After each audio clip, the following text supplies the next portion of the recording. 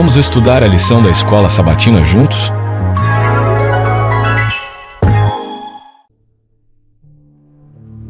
Lição 9. Controvérsias em Jerusalém. Verso para memorizar.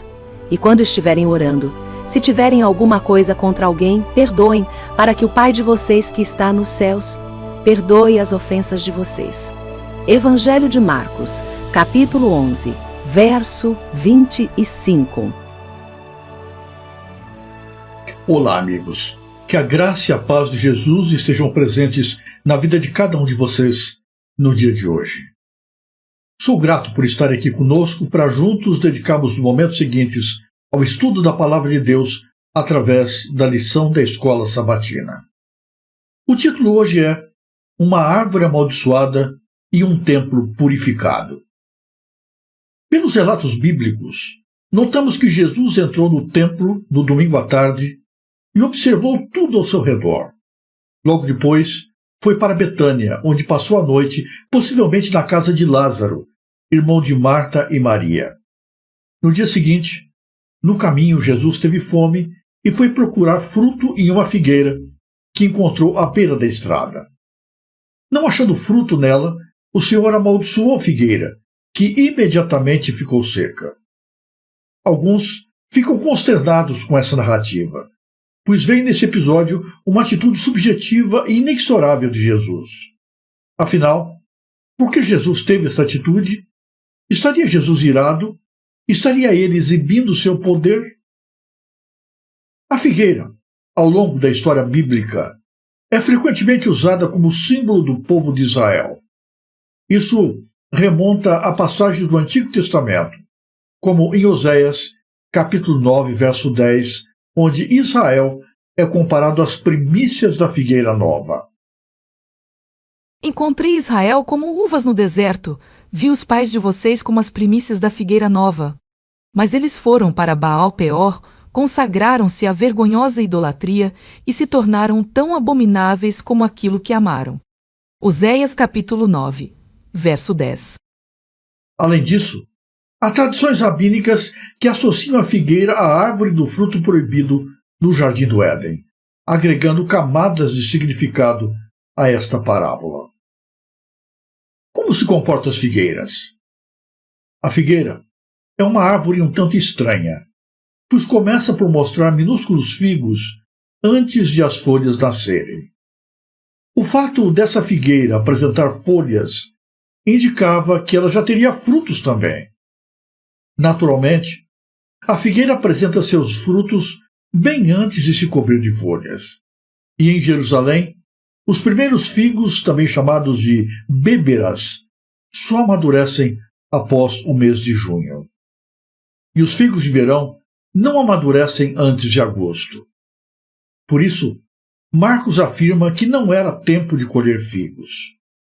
Porém, a folhagem exuberante que a figueira apresentava poderia ser um sinal de que a árvore estava em um terreno muito fértil e, de alguma forma, pudesse ter já alguns frutos maduros.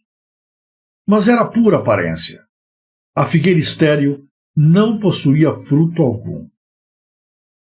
Compreendemos que Jesus não amaldiçoou a figueira pelo simples fato de ela não apresentar frutos, mas sim pela sua aparência enganosa de frutífera.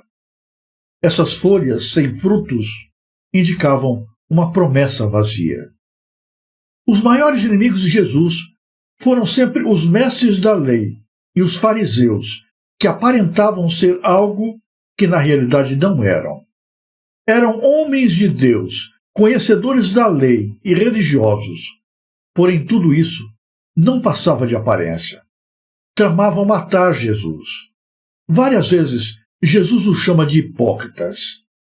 Uma pessoa hipócrita é dissimulada, finge ser algo que na verdade não é.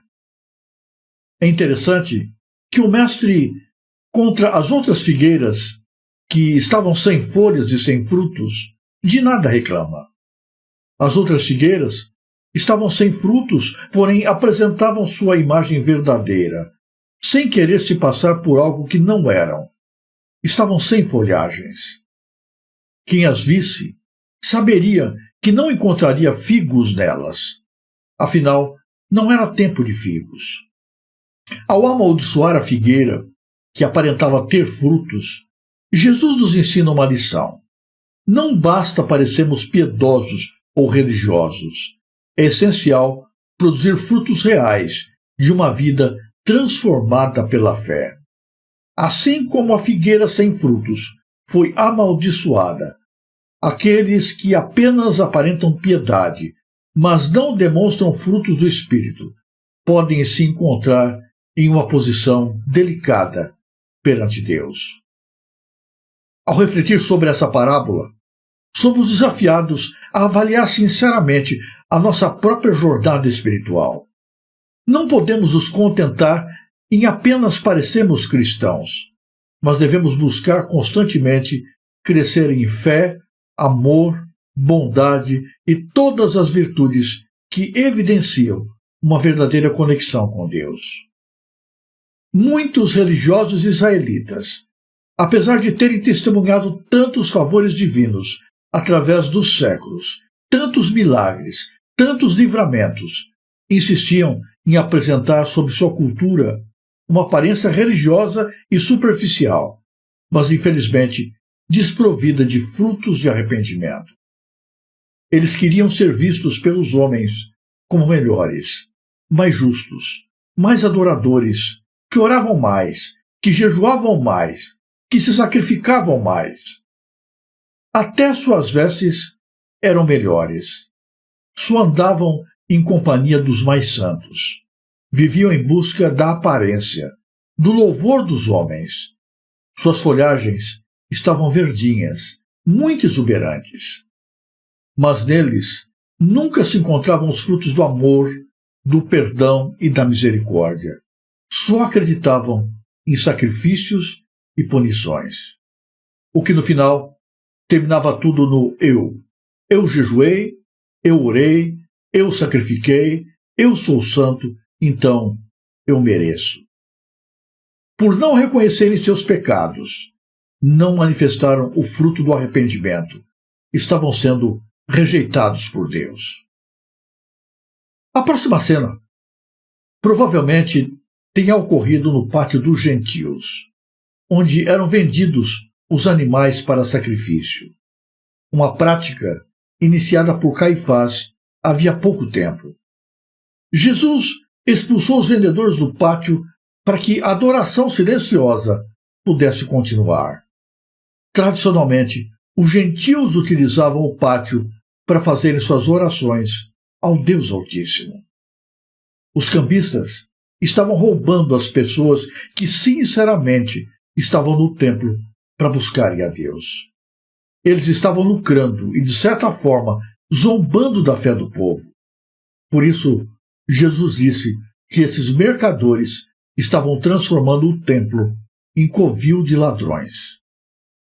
2 vezes em 3 anos, Jesus expulsou do templo os vendedores e os cambistas. Sua explicação foi simples. Está escrito: a minha casa será chamada casa de oração. Vós, porém, a transformais em covil de salteadores. Marcos não coloca o relato da purificação do templo no meio do episódio com a figueira seca à toa. A exemplo da figueira, quando Jesus foi ao templo, ele esperava encontrar frutos dele, mas o que ele achou foi um templo infrutífero.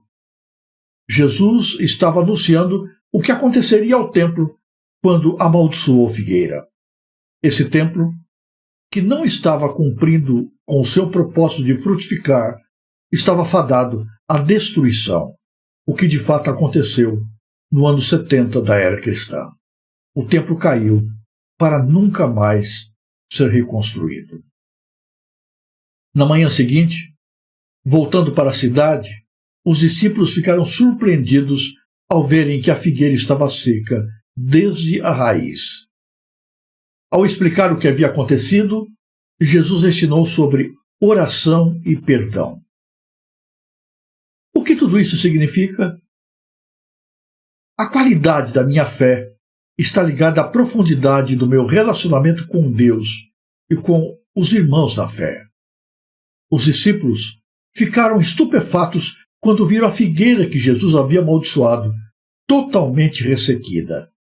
Mas o Senhor havia reservado um ensinamento para esse fato: a fé. Mas não só.